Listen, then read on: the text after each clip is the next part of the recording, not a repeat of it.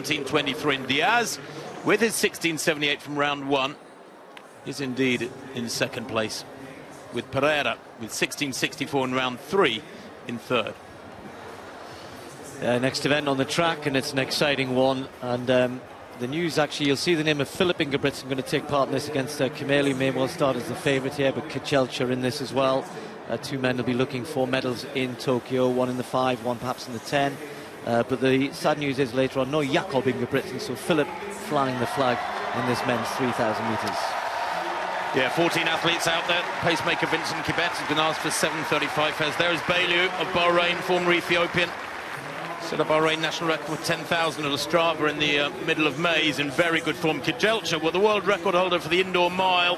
He has fabulous 10,000 metre strength too. This is probably his best distance.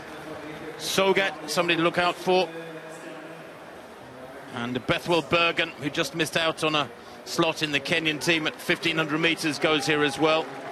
Tadese Worku, fantastic fifth in Henglo in that Ethiopian 10,000 trial, 26.58. And these athletes nowadays are so versatile. They can run great 1,500s, great 10,000s, and everything in between, of course.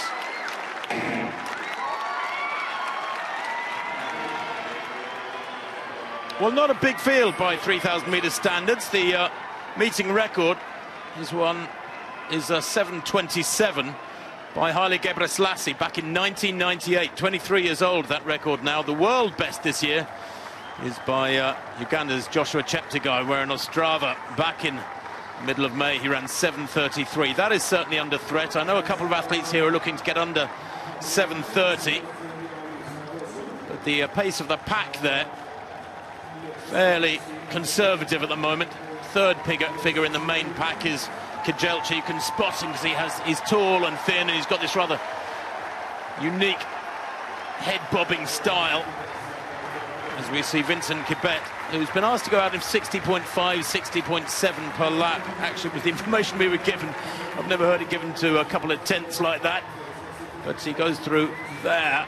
And yeah, I think it was about 61 seconds. So good at the moment, Stephen. The pack have actually closed up.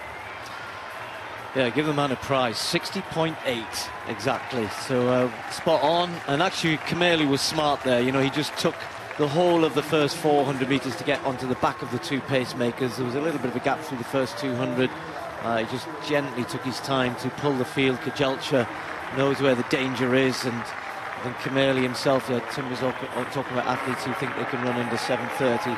So yeah, he said he's aiming for that. He's selected for Tokyo now, won the Kenyan trials, and I think he could well be a big threat. But he'll want to win this tonight. Michael Kibet in second place. The rest of the field strung out almost in single file, because this is quick. Anything around 60, 61 seconds per lap, you're getting down to, well, virtually 4-minute miling pace for almost 2 miles. Remember, this is 7.5 laps, 60 seconds per lap. Anything down towards 7.30 is mighty quick. 7.35 is very solid too. And they're moving well here. This stadium is renowned for its great distance races and fast times over the years. And that Joshua Cheptegei, world best for this year, certainly under threat at the moment with the tempo being maintained. Kjelcha, normally quite an aggressive racer, looks quite comfortable tucked in there in 5th place. He's learning his trade well. And that first kilometre, 2:32 after a 60.6. Not quite smack on, maybe a little bit on the slow side, but solid, Steve.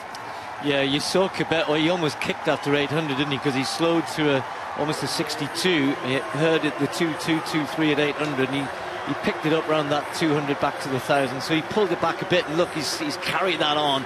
But they've got to decide now whether to go with this, because second pacemaker is not really, Michael Kibet's not really, I'm not sure he's pacemaking, actually, not jumping on this. So Vincent Kibet is just running away from the field now. So a little bit of cat and mouse behind, and once it starts to drop, Tim, then it becomes a completely different sort of race, doesn't it? Well, it does, and if they slow much more, it'll be a race for the big kickers. The likes of Kjelcha, I think, will be quite happy with this. We know he's in great shape. He now moves up onto the shoulder of Kibet in second place. Kjelcha in third as they come through with 4 laps to run. And Kjelcha Well, he's strong, we know that. Presumably he's been sharpening up in recent weeks since he was second in those Ethiopian 10,000 trials in Hengelo back in on the 8th of June. It was won by Birgen with 27.49. He ran 26.49 rather. He ran 26.49 as well. He only lost by a few tenths of a second, Kjeldsen.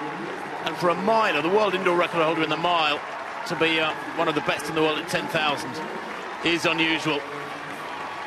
Kibet, Vincent Kibet, the pacemaker, from Michael Kibet. Kjeldsen, Prop is there too. Watch out for Kimeli, as Steve mentioned, the winner of the Kenyan trials. Yeah, he just lost his position for a bit, Tim, and he's working his way back up. He dropped back to about sort of 6th, 7th as there was a little bit of jostling, and not jostling and pushing, but people realising the pace is on, and he's really got himself back into it. Just got to try and close that gap, make sure that Kjeldsen doesn't get away here. But you're right, Tim, Kjeldsen's decided, although he does have a good kick himself, he's got great 10k strength at the moment, and he wants to use it.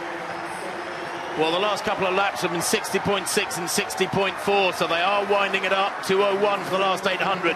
And Kjeldsen, I think, probably felt it was just a little bit too slow, that opening, those opening 3 laps, and now he kicks on.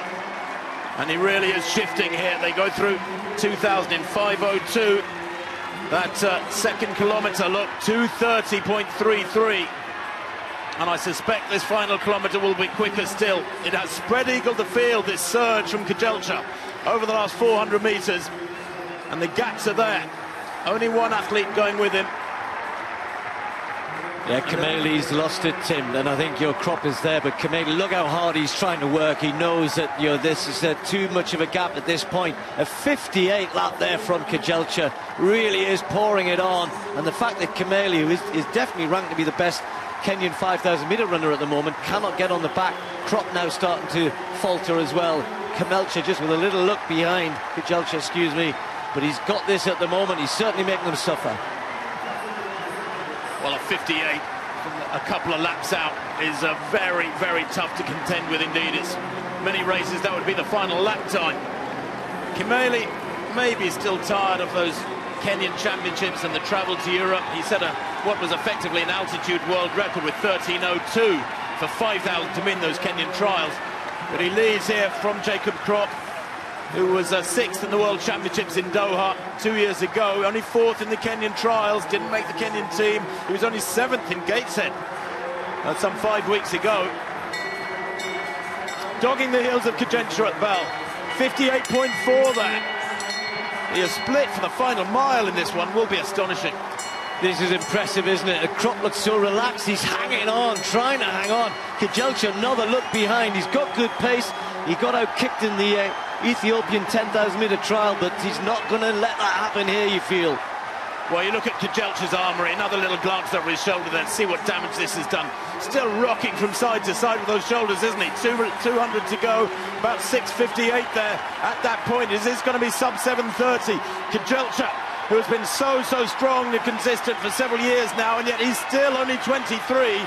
12:46 his 5,000 time, 3:47 an indoor mile, and he brings that speed and power to bear here down the home straight as he pulls away from Jacob Krop by a big margin. Watch the clock. This is going to be quick. The fastest time in the world this year is 7:33. Now it's 7:26.25. A meeting record there. And Ingebrigtsen coming home to a very quick time too. Well, Philip Ingebrigtsen producing a personal best there by a massive margin. It was 7:49. We all knew that was long out of date. He's probably worth some 15 or 20 seconds quicker than that. This man, though, tonight has thrown down a real marker for the games. 7:26.25. His strength, we know, is absolutely fine. Now he's honing his speed endurance. And there are very few people in the world at the moment who could match that closing pace, Steve, over those last 3 or 4 laps. Quite astonishing.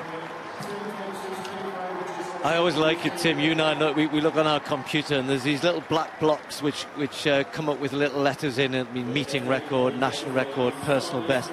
And he's got 4 in there, all tucked in. A brilliant performance for him. A world lead, a personal best, Diamond League record, and meeting record to boot. Just really impressive the way he did it, like you said, Tim. You know, it's the hard way, isn't it? Build it, build it, build it, and then still produced the big last lap as well. Full of strength, full of speed as well. Based in the States, of course, trains with Sifan Hassan, and learning his craft all the time, but that was very impressive.